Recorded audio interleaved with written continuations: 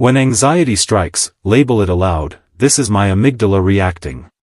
This simple act activates the prefrontal cortex, shifting you from panic to analysis. AL.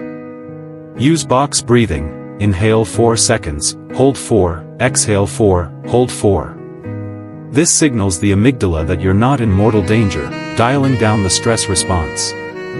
Rewire through exposure. Courage is a muscle.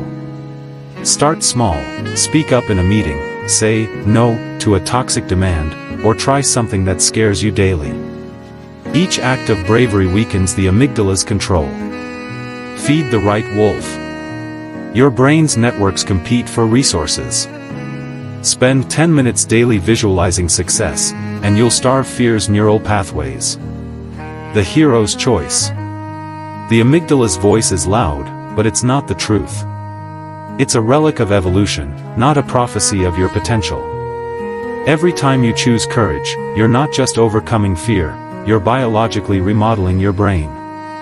You're teaching your neurons to prioritize logic over panic, vision over victimhood. Remember, fear is not your enemy. It's a compass pointing you toward growth. The moment your amygdala screams, "Stop," is the moment your prefrontal cortex must reply, "This is where I grow." You are the commander of this battle.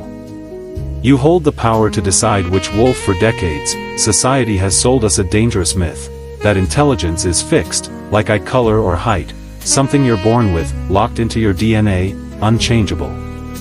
Schools label students as gifted or average. Job interviews test innate aptitude. Even casual phrases like, "I'm just not a math person," reinforce this lie. But neuroscience has torn this myth to shreds. Your brain is not a stagnant pond, it's an ocean, capable of endless expansion. Intelligence isn't a gift, it's a skill. And skills can be learned, honed, and mastered. The fixed mindset versus the growth mindset. Psychologist Carol Dweck revolutionized our understanding of intelligence with her research on mindsets. People with a fixed mindset believe their abilities are set in stone. They avoid challenges, fearing failure will expose their limits. Those with a growth mindset see intelligence as malleable. They embrace struggle, knowing effort rewires their brains. The difference isn't just psychological, it's biological. Brain scans show that individuals with a growth mindset have heightened activity in the dorsolateral prefrontal cortex when facing challenges, the region linked to problem solving and resilience. Their brains light up with curiosity, not panic. Fixed mindset individuals, however, show increased activity in the amygdala, the fear center.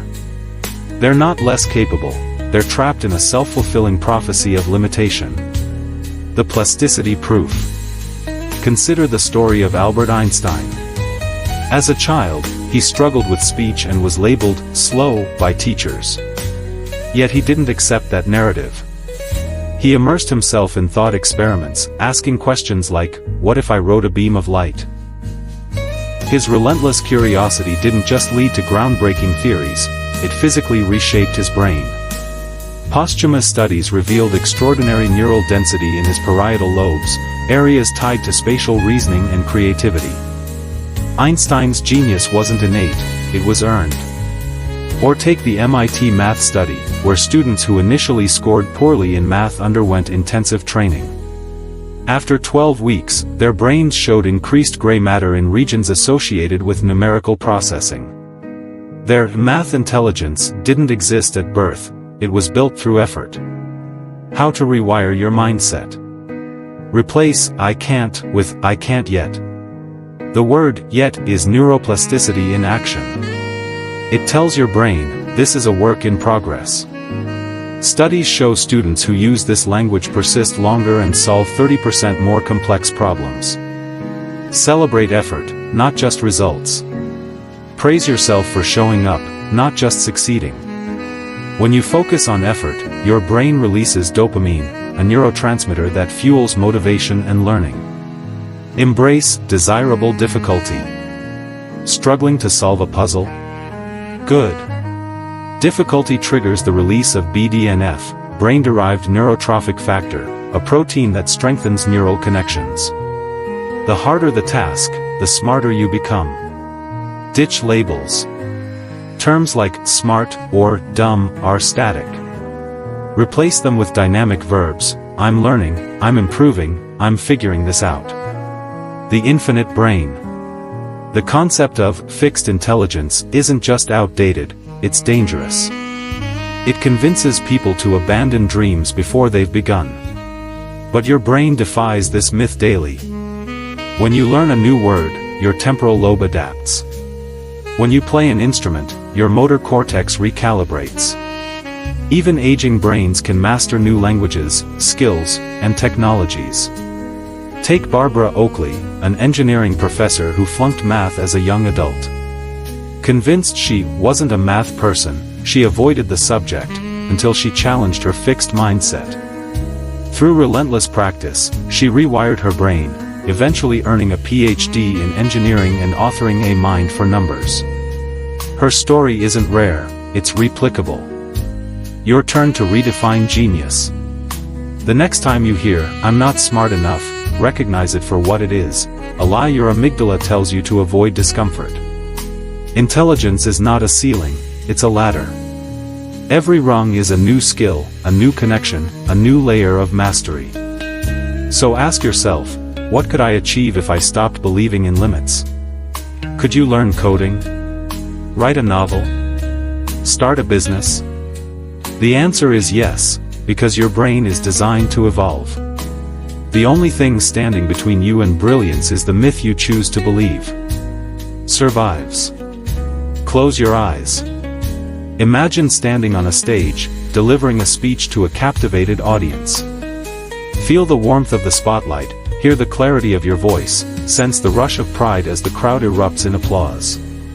To your brain, this isn't just a daydream, it's a dress rehearsal for reality.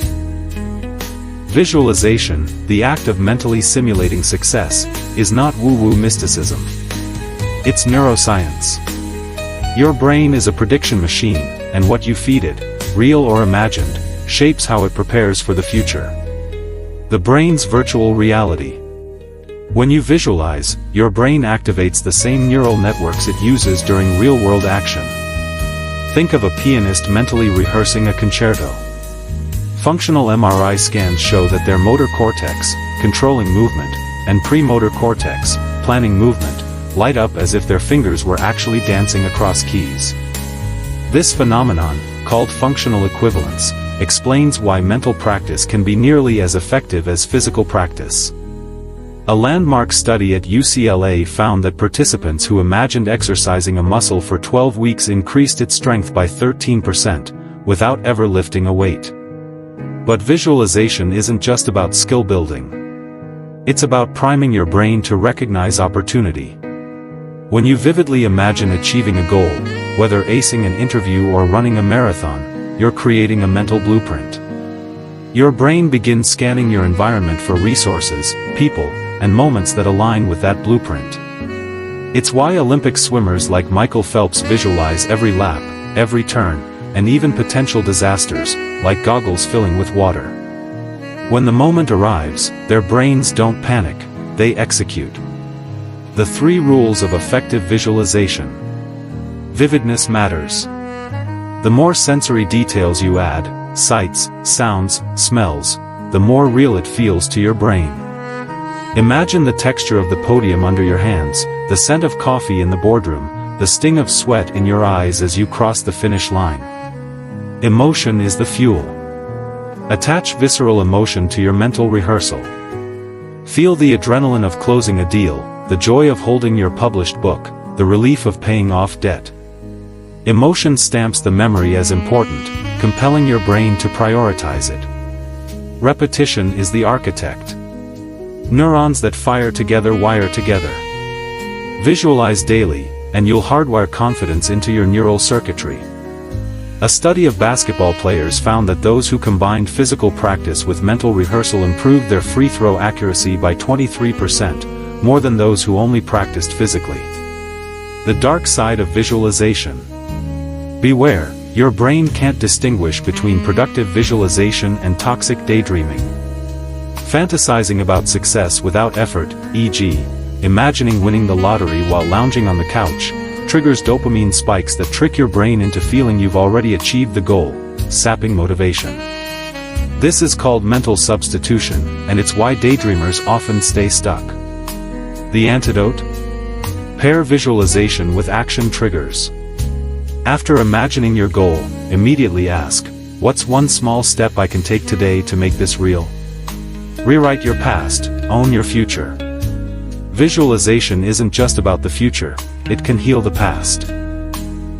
Studies on PTSD patients show that mentally revisiting traumatic memories with a new narrative, I survived, and I'm stronger now, reduces amygdala reactivity and fosters resilience. Similarly, visualizing past failures as learning moments, e.g., that rejection taught me to refine my pitch, rewires shame into wisdom. Take Jim Carrey, who visualized himself as a successful actor long before fame. He wrote himself a 10 million check for acting services rendered, dated 5 years in advance. Heckered that check in his wallet, not as a joke, but as a neural North Star. By the time the deadline arrived, he'd earned exactly 10 million check for acting services rendered, dated 5 years in advance. Heckered that check in his wallet, not as a joke, but as a sane neural North Star. By the time the deadline arrived, he'd earned exactly 10 million for Dumb and Dumber. Your brain is your co-creator. You don't need luck or talent to succeed. You need a brain that's been prepped to seize victory. Start today, spend 10 minutes each morning visualizing your ideal day, your breakthroughs, and your triumphs. The more detailed the vision, the more your brain will align your habits, choices, and energy to make it real. Remember, visualization isn't magic. It's muscle memory for the mind. Picture your brain as a relentless treasure hunter, constantly scanning the horizon for rewards. Its compass? Dopamine, the molecule of motivation, desire, and laser-focused drive. This neurotransmitter doesn't just make you feel good, it's the rocket fuel that propels you toward goals, sustains your focus, and turns someday into today. But here's the catch, your brain doesn't care whether you're chasing a promotion or binge-watching Netflix. It just craves the dopamine hit. The key to greatness lies in how you hack this system.